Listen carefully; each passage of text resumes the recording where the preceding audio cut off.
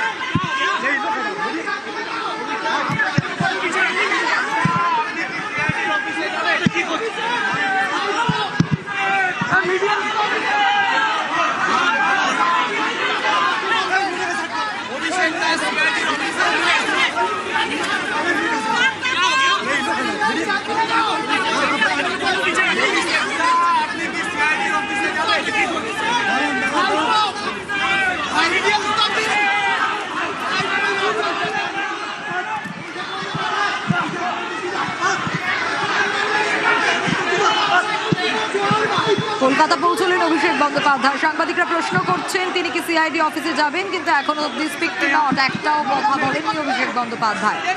তিনি কি বলবেন কিছু, সে অপেক্ষাতেই সকলে রয়েছেন। সাংবাদিকরা প্রশ্ন করছেন তাকে।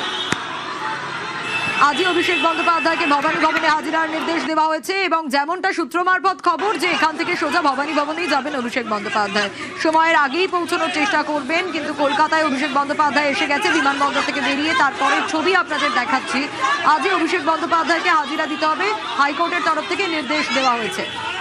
বিধানসভায় সহিজাল মামলা, আর সেখানে হাইকোর্ট নির্দেশ দিয়েছেন 3 বার হাজিরা এড়িয়েছেন অভিষেক বন্দ্যোপাধ্যায়। প্রথমবার অসুস্থতার কথা বলেছেন, তারপর দিল্লি আছেন বলেছেন, কলকাতার বাইরে আছেন বলেছেন, কিন্তু আজ তাকে 6টার মধ্যে হাজিরা দিতেই হবে বাই হুক অর ক্রুক। আর সে কারণেই অভিষেক বন্দ্যোপাধ্যায় গাড়িতে উঠছেন না, একটা কথাও বললেন না অভিষেক বন্দ্যোপাধ্যায়। বিমানবন্দর থেকে বেরোলেন, সাংবাদিকদের কোনো প্রশ্নের উত্তর তিনি দিলেন না।